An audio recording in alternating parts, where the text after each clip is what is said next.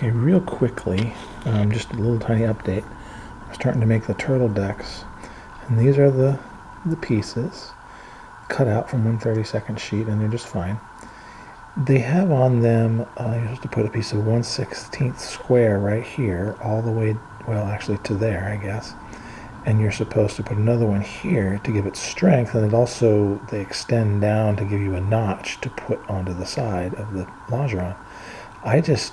I'm going to do away with that. I don't know really the reason for that. I may regret it later. But I just extended it down and cut my own notch and just made this all out of 1/32 without putting this little piece in there. However, because these are the pieces that are in the front turtle deck, they need to be down by 1/32 of an inch, and that black line is approximately 1/32. And so the plan is to basically take this nice sanding block right here, and just sand them down to that black line, then put them onto the fuselage where they're supposed to go, and then make myself a piece of 1/32 sheet that will span this, and the cockpit opening is about right there, and that will cover that part, which should work well. The other thing I did was I went ahead and made another one of those balsa strippers, and I made this one for 1/32 square because I'm going to use that for the turtle deck back here because it'll be light and I think it'll look pretty cool. So anyway, that's the latest, and we'll see how these little sanding ideas go. Well, here we are. I've put the pieces on, or the little pieces for the combing and the turtle deck and all that. And in the background, all two subscribers get to hear the tones of my son playing bassoon. So it's good accompaniment music, and I don't have to worry about copyright infringement or anything. What I'm going to do, I've cut this piece of balsa 1/32 sheet as close as I can to what I think will fit. I've actually cut a little tiny ridge into this piece so that it'll fit and go in there like a joint.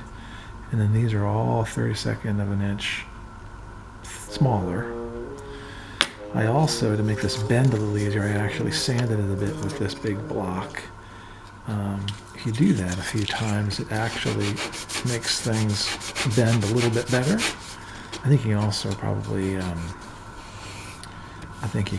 it would be smart to soak this in water. Let me try to do it without, but we'll see what happens. What I'm going to do is very slowly, I got the ends, I got the forward inside marked so I know what I'm doing. And all I'm going to do is very carefully start gluing this in on one end. And my plan is to just bring it around very slowly, and then when I get to this part up here, I'll take little pieces off until it's just right, or it is just right. I'm really not sure. I can't tell. And I'm debating whether I should use my good old tight bond glue, or should I use super glue. So maybe to start it I'll use super glue, but then I will use the other. So I'm just going to put a little bit of glue down here and a little along here. And this stuff is heavy, as I said, but this is the nose, so you kind of want some weight up there. And so we'll put a little bit here, all the way back. And what we'll do is put this on live. You get to see it live. So if I mess up, you'll hear me swear, and it'll be just like a TV show. So I'm going to pull this over a little bit and hold it there for a moment, for a momentito, and see if it actually does anything. And the wood is already cracked there a little bit, but that's okay. I can hide that. That doesn't bother me. Let's make it go over easier. So maybe this is going to work, because if I can fold this all the way over without damaging anything, this is very close to near perfect. I can take a little smidgen off of here. So I'm going to take my sanding block and sort of angle it and just make a few passes like that at an angle, a little tiny bit at a time, and then fold it over and see. And I'll be dang, look at that, that's pretty close. I can also sand little bits to make it look just right. But that actually looks pretty good. Ooh, Teddy Bear's Picnic is being played upstairs. A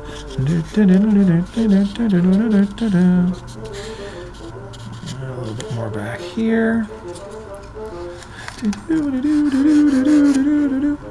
Ooh, and there's some jazz bassoon up there. Okay. The key here is to not break the delicate airplane that you got going here. And that's the hard part. A little bit more has to come off of this part. And these are literally just little few strokes at a time and then testing, because that's all you can do. Ooh, I think that's good. Ooh, ode to Toad. Come on, man. There he goes.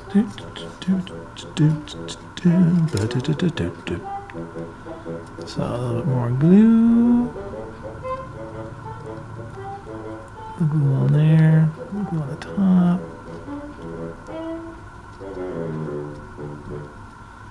A little on there. Still remember stuff. That sounds great, Peter. Still remember how to play. Well, that's really good. I haven't played all my scales when I warmed up. I heard, and you're serenading my video. Oh. I'm actually interrupting right now. No, it's great. I like having it. It sounds good. Are you trying to record stuff? Yeah, but it's okay. It doesn't matter. It's nice. I told him millions of subscribers that you were getting serenaded by the bassoon, and so that's free too. I don't have to copyright it or anything. Oh dear.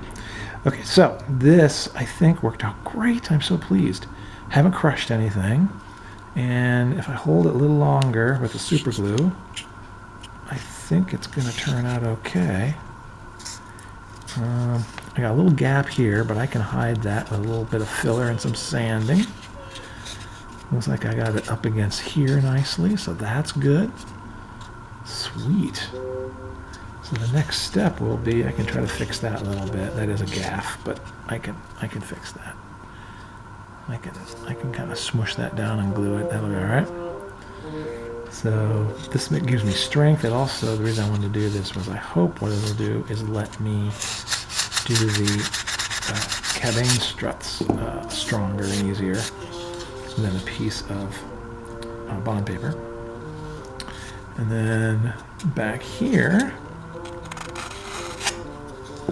is the rear end here, and here's a piece of 1/32 square. It's going to butt right up in there and just glue, and I'm going to glue it right on top of these formers, because these are small, or I made them a little bit thinner again, so that with this piece on top, that should give me the right profile. So I can just go ahead and put these, I don't have to notch these, I can just glue them right on the top, which is cool because that's easier to do.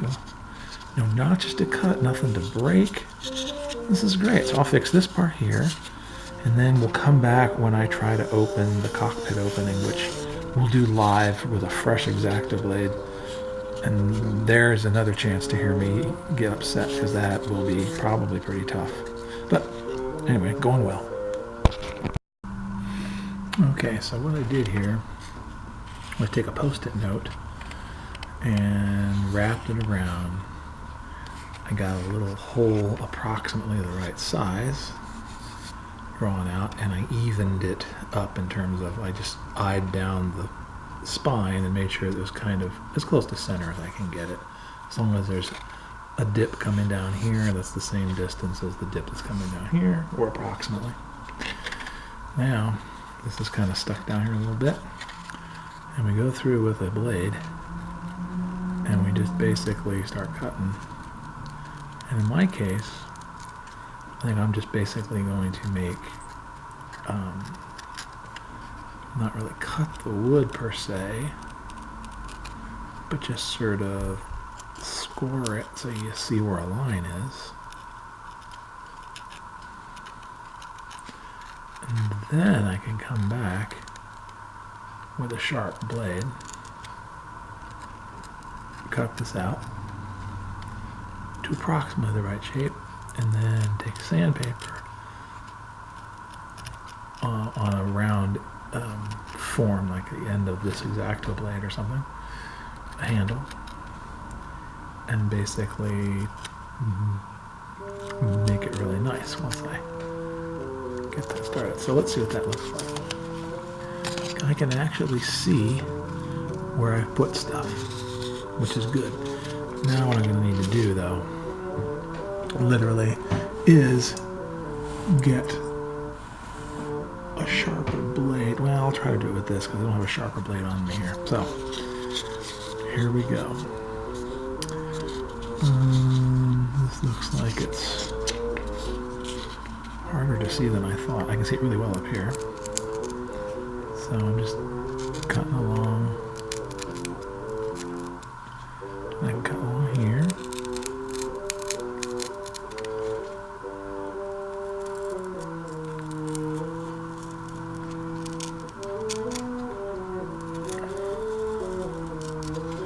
And again, it doesn't need to be perfect quite yet. It'll get perfect once you finish it off with sandpaper. The key, though, is to have a sharp blade, sharper than what I got, and not cut it through all at once, especially cross-graining like this. You want to make sure you make multiple cuts. But this blade, like I said, is not the best blade to be using for this. But I thought I had some in my little caddy, and I don't, so I'm just going to suck it up and try to do this as best I can. But this is not ideal. You definitely, I'll put it this way, if I can make this work with a blade that's like a butter knife, you can make it work with an actual sharp blade. This is nerve-wracking doing this live and commenting on it as I go. Never done that before. I did a little bit on the Messerschmitt paper model build, but not a huge amount. I'll be dang, look, there's the cockpit coming off. And like this end you can see isn't round, but I can round that off either by using this and being very careful, or more appropriately, take some sandpaper, this,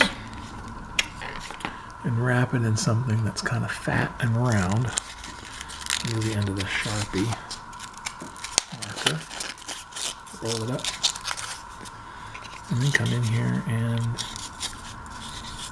finish it off. And the edges of the Sharpie will bring this back to a really nice, even circle.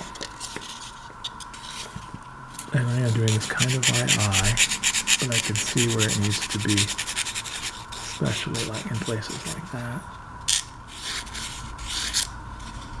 But there you go. There's, God, this is going so well. It'll probably smash into the first wall it finds, but right now, just the building part is going extremely well. I really do wish these things were still manufactured. And again, whoever made these in the first place, you're my idol. You're my hero, I mean. Anyway, there's that part. So the next thing to do will be to add the stringers back here. And the fuselage will essentially be done, finished sanding it, and ready for covering. Jeez. Oh, I didn't tell anybody, but I did also sand the nose block so that it's actually kind of smooth. It looks like the profile pretty close. Certainly it'll look really nice when it's all done, but man, I can't believe how well this thing's going. I added the little 30-second square stringers on the back, and they worked very well. I had to fiddle and play around with how to put the tails on. They're just stuck on there barely. But I had to cut a little notch out of the rudder, add a little piece of wood, and cut a notch out because it hits the back spar on the stabilizer. I'm not sure if that's correct, but it works for me, so that's going to be fine. Had to do a little work on the rear motor peg. I added an extra piece of 1/16 stringer on either side because it looked really wimpy, and I was afraid it was going to break. And then I got the bottom wing affixed here, and what I had to do with that, see if I can get this to hold this better. What I had to do with that was to put on either side of my thumb, on the outside, I had to add a little extra piece of 1/32 sheet along the rib, basically doubled the root rib, because back here, at that point, right, dang it. Let me set this somewhere so I can show people. I guess I'll just turn this down.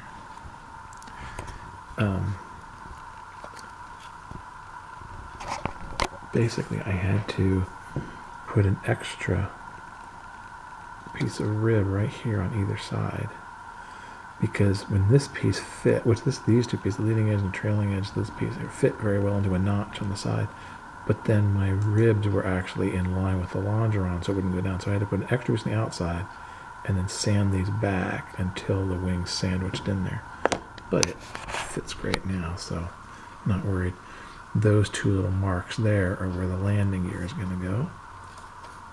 But overall, it looks really nice. That's just nothing's glued. It's just all just sitting there. So it's really starting to look like an airplane finally. And let's see if I can stick the little guy on there. There. So really what it needs now is, I even sanded it pretty well. It really just needs a little bit more tinkering around, but start figuring out how to put the top wing on.